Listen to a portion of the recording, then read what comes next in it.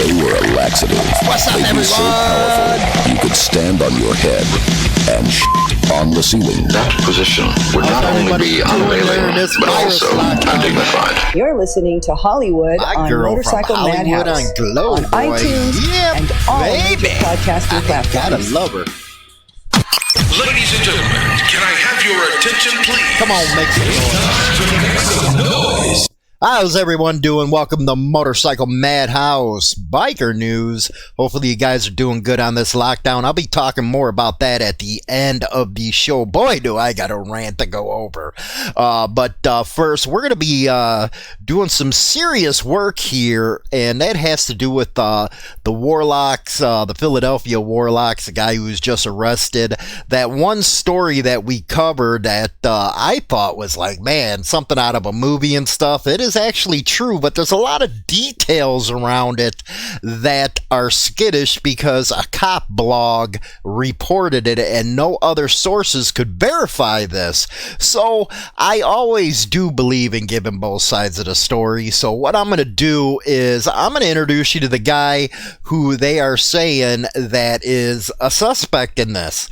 And the guy has he's a meth head, man. It's he's an idiot. He's a moron, he's a POS, all that good stuff. So we're going to be taking a look at that, and I'm going to be working a lot on this story because I think it's something that actually needs to be done, because if this is indeed true, the biker community needs to know about it, and I know it coming from a Leo blog, nobody's going to believe what's going on, but I think it's fair to put out that side of the story, especially with the family. You know, sometimes, I get carried away and do dumb stuff, okay?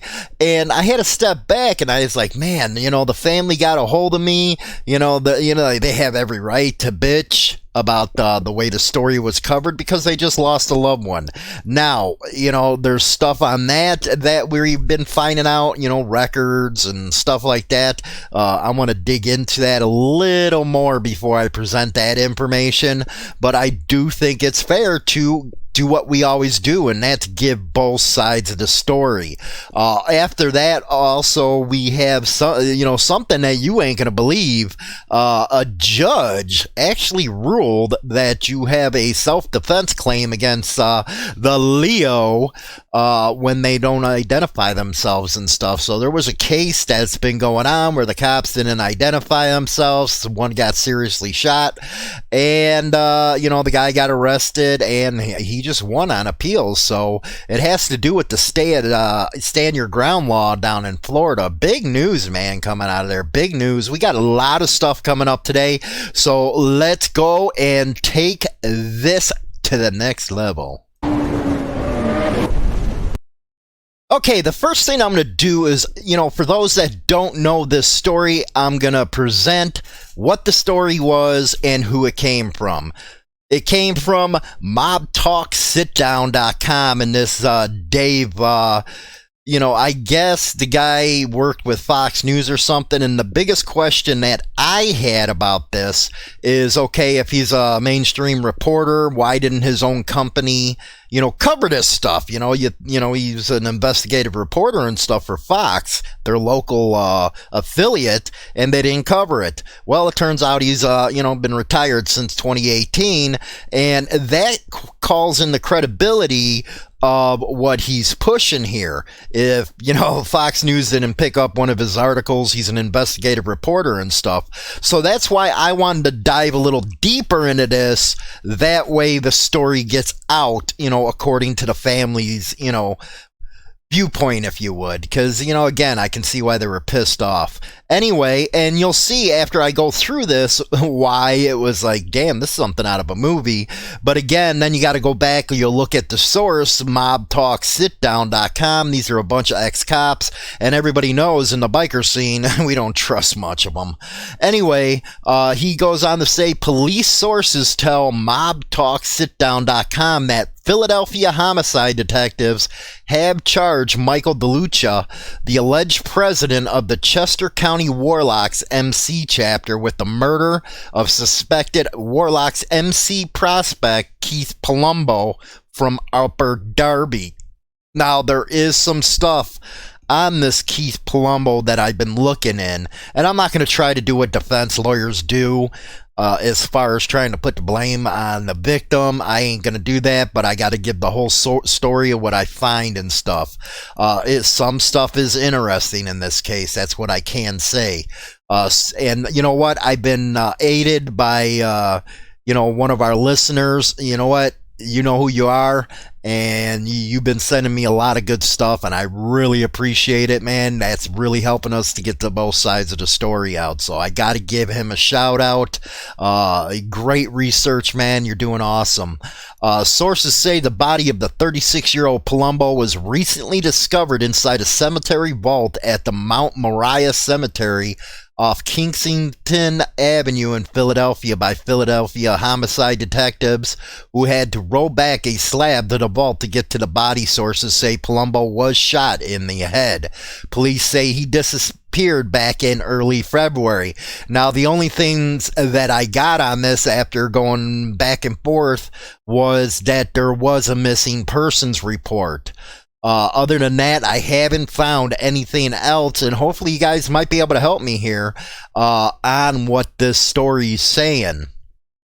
According to the investigators, DeLucia was arrested on April 12th by police in Wyoming. His Cadillac with tinted windows and police tags was stopped by local police. He was allegedly in possession of a gun. He was booked on local weapons charges and held on the Philadelphia homicide warrant. Court records indicate DeLucia has a prior criminal record, and that he does. He's a real piece of work. Biker experts say DeLucia has been a member of the Warlocks MC for quite some time now. The Warlocks MC has chapters in Chester County, Delaware County, and Philadelphia, and police have not revealed the motive. Not yet. Then it says stay tuned. I like to know what their biker experts, who they are and stuff, but of course they don't put that. Now let's talk about this guy. Now this happened in 2013, and again, this was sent in by one of our subscribers that's been sending me some stuff. You know, he's looking into it, I'm looking into it, because we really do want to get both sides out here. But you know, the suspect in this, man high on meth, shoots girlfriend in the head, and this is Michael DeLucia, 31 at the time. He was a member of the Warlocks motorcycle club, you know, called police around 8:45, so he called them. When police arrived at his home on West Chester Pike in Upper Darby, they found his 19-year-old girlfriend suffering from a bullet wound to the head. Police say a bullet entered her ear and exited through her eyebrow. She was taken to the hospital of University of Penn, where she was remaining stable at that time. I gotta, find out more about that. When he called 911, he allegedly claimed he was cleaning his gun when it accidentally fired and struck his girlfriend. When police arrived, however, they say he told them a different story, which, you know what, it don't surprise me. Dude's on meth. DeLucia allegedly told the officers he was tattooing himself and smoking 420 with his girlfriend to come down after smoking meth earlier. DeLucia then claimed he felt the gun on his back, pulled out his gun, and accidentally shot his girlfriend. Police say they don't believe DeLucia's story, however, and suspect that the shooting was domestic. They also say witnesses claim that they heard DeLucia cursing at his girlfriend before he shot her. According to Philly.com, and you guys can, I'm going to put this in the description box. You can click through this and see this stuff for yourself. One neighbor heard DeLucia say, "Get up, you know I love you," moments after shooting her. During the shooting, say the girl's 3-year-old son was inside the apartment. There you go. There's a real winner, man. He was charged with attempted criminal homicide, and he was out. He was in jail on $2.5 million. So I got to go do some research on this, find out what happened with this dude. But this is the guy who isn't a suspect in the murder of Keith Palumbo, that one story that I read to you guys earlier. Again, I'm going to be keeping on following this one. That way we can get both sides of the story out. This is just, for the family, the way, any kind of homicide is heart-wrenching and stuff like that. But as you can tell, the reason why I thought it was coming out of the movie is because, this thing's a blog. It's a freaking, it's a cop blog, and, they were wrong before on a lot of stuff, but I do think that it's important for the biker community to know both sides of this, and, that's what we're going to do. Anyway, let's move some good stuff here, a little more happier. Bikers help Black River Falls man celebrate 30th birthday. This out of winproud.com. COVID-19 is making it difficult for people to celebrate birthdays the traditional way, but for one Black River Falls man turning 30, family and friends made sure it was a birthday to remember.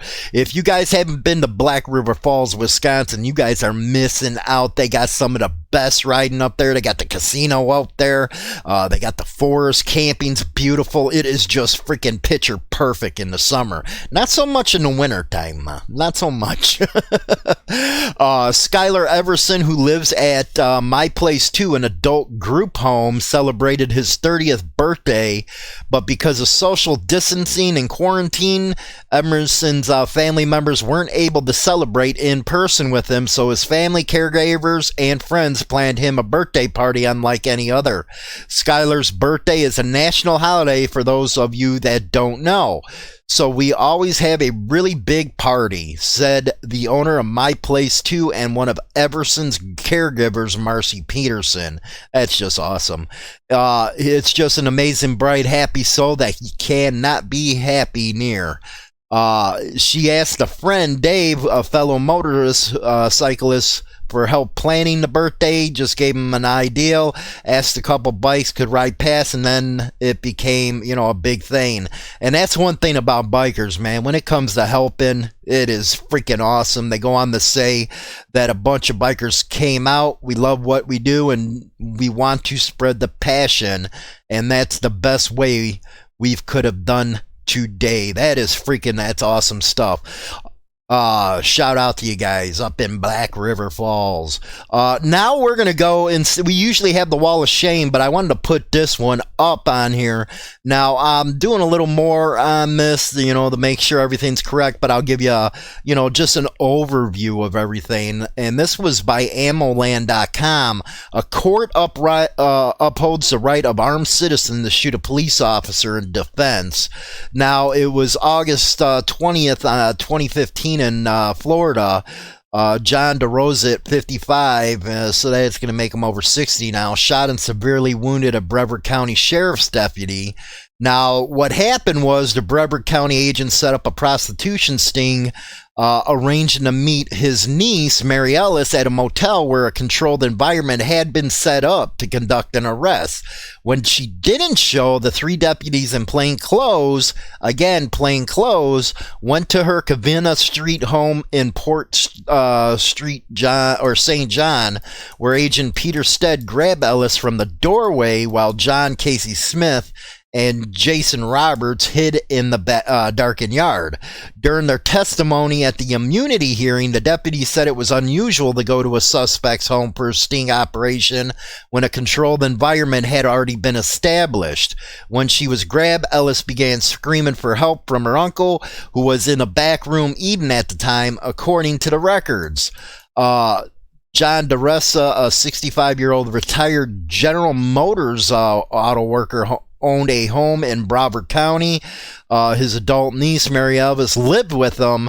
He had no criminal record, worked part-time as a security guard at Port Canaveral and lawfully possessed a concealed weapons permit. He also apparently taken a firearms course, and at approximately 9:30 p.m., Ellis answered a knock on the front door. She opened it. A man reached inside the threshold of the house, grabbed her arm, began pulling Ellis out of the home and onto the covered front porch. She struggled to resist her apparent abduction and screamed to her uncle that she needed help. At this point, two other men approached to physically assist the first man into the front yard. So they never identified him. He even fired a warning shot, and the med who accosted his daughter then fired at him. There was a total of 40 shots fired. Both him and the niece were wounded, but less severely. When she called 911 after the firefight, told the dispatcher she did not know who the men were who grabbed her. So, this went back and forth, back and forth. The Fifth Circuit of Appeals said, yeah, man, they didn't freaking identify themselves. So this is something that's going to be interesting to see. So it's, again, ammoland.com by Dean Wiggin. So check that out. I'll keep you updated, and our Wall of Shame will be back on the next segment because I know you guys love that stuff. Now I am really upset right now. Our fat boy governor here in Illinois says the stay-at-home order will get extended, not sure how long yet. And, oh boy, now he's saying, well, mid-May it's supposed to peak. This guy, he's following his lead from Lightfoot in Chicago. See, Chicago runs the whole state of Illinois. It's everything about Cook County. They don't care. That's their little clique, the Chicago Democratic machine, and what Chicago says goes for the rest of the state. But, yeah, he don't know how long yet, and I'm going to talk about this in my final thoughts. So I just wanted to give you a preview, and boy, am I hot about it. Before we go on to my final thoughts, don't forget to visit Motorcycle Madhouse Radio Show over on Spotify, Apple, Stitcher, Google Podcasts, and more. Take us with you on your trip today. Also, don't forget to follow us on Facebook, Twitter, Instagram, and Pinterest. And don't forget, subscribe. Okay, here we go, man. My final thoughts. Boy, what a segment. This story out in Philadelphia, that's going to, push me to make sure we get both sides of the story out on that, because this is actually the first time a family's actually, let their feelings be known, if you will, and I got to make sure that I get both sides of those out for them. The guy, just from reading that one thing, he's a POS, if you ask me. But again, we got to follow everything and make sure we get it out there right. But let's talk about these stay-at-home orders. It's actually starting to become where it is hurting people more than the actual pandemic going on. People are losing their businesses left and freaking right. Left and right. You actually had an article come out where one of these small business owners, she applied for one of them loans. She got one of the loans. She had a teleconference with her employees. And instead of the employees being happy that she got this where they, could get paid, they got all mad at her because they're making more on unemployment than they are what she could pay them. Here she is, small business owner wanting to get her employees back to work, and they're all mad. And the reason is it depends on the state, what you get as your base for unemployment, but you actually get an extra $600 a pay period on that. That's a lot of damn money, and a lot of people are making more money on unemployment than they are working. And I think that's backwards. Without this economy, you're going to see a lot of bad stuff starting to happen, and you're already seeing phase one. And what am I talking about phase one? Phase one is the protest. Phase two, you're going to see a lot of people start getting freaking anarchy type of stuff going on. And then phase three, you're actually right where we were in 1861. because I said way before this happened on my other channel that we're way more divided now than we've ever been. And this right now, it ain't no cool stuff. Then you're talking about your international type of stuff, giving orders to shoot the boats out of the water and stuff. There's a lot of friction between countries right now. And, with the shutdowns, Tyson Food just shut down the biggest pork processing plant in the United States. You're looking at freaking famine right now, man. So I know Georgia is going to be opening up their economy, and I know Ohio is, but this is a power trip, the way they're doing it right now. They're claiming this and claiming that. But after I think it was on CNBC, they did a story where they took testing of people who were asymptomatic. Turns out 4% of their LA County had it and didn't know about it. Now that translates into about 200 to 300,000 people who had this, and their numbers are way down there. And what's even more concerning is, they're listing people who have died from, say, a heart attack or cancer as having COVID. That ain't cool, man. And, Michigan, anybody up in Michigan, and, I know these other states, Virginia and stuff. How do you elect these people, man? Do you really care about your rights as an American? I'm just asking, how do you support people like that? They got you basically on freaking home confinement, which means house arrest. Don't ever give up your freaking liberties for security, man. We all know about this distancing and not shaking hands. I basically elbow bump if I even get near you. Most of the time, I won't get near you. But everybody's not stupid. We don't need a nanny state, and we sure to hell don't need a police state right now. And it's just concerning to see people letting this happen. But the protests are starting to grow right now. I seen that one in Michigan, boy, they had their ARs on and everything. They ain't playing around anymore. And the more this goes on, the more desperate people are going to get, because they ain't making any money, man. The small businesses ain't making no money. I can guarantee you about 25% of the small businesses are going to be freaking done, out, gone. It's just a sad state of affairs right now. I basically think people need to freaking wake up and see what this is, as it is. That's just my opinion. But when he, we're going to extend the order, but you don't give no details, man. You don't get no details, and that just shows you what Illinois, not only Illinois, but these other freaking states have to deal with these type of people on the left. California is controlled by the big cities. New York's controlled by freaking New York City. So then you wonder why they want to get rid of the electoral system and go to popular vote. If that would have happened, then you'd have New York, Illinois, and California to decide in every election what the hell needs to be going on. And that's the Chicago Democratic machine. And you know what? I really laugh because I'm a union guy. I'm a big time union guy. Coal miners, steel workers, the whole 9 yards. My whole family's been there. But anyway, it's funny to see them come endorsing these people on the left. It's the bosses that do it, not the workers. 8 out of 10 workers in the auto workers union are, on the right. But it just shows you're throwing your money at people, and you're wondering why that none of the union are looked at good in society anymore. I don't mean to get political and stuff, but it gets to the point where your liberty is worth more than what's going on right now. Us as bikers understand how the police state is, man. It was funny, before coming and recording this segment, I watched the thing. Amazon has trackers where it's got CCTV cameras to see if you're social distancing. That's a police state, guys, and it's very freaking dangerous if we're going down that route. Very dangerous, man. So support your local businesses, man. If you got to go out and eat, make sure you go out and eat with your locals. Don't go to these corporate ones like Burger King or McDonald's. Go to a local diner or pizza joint, man.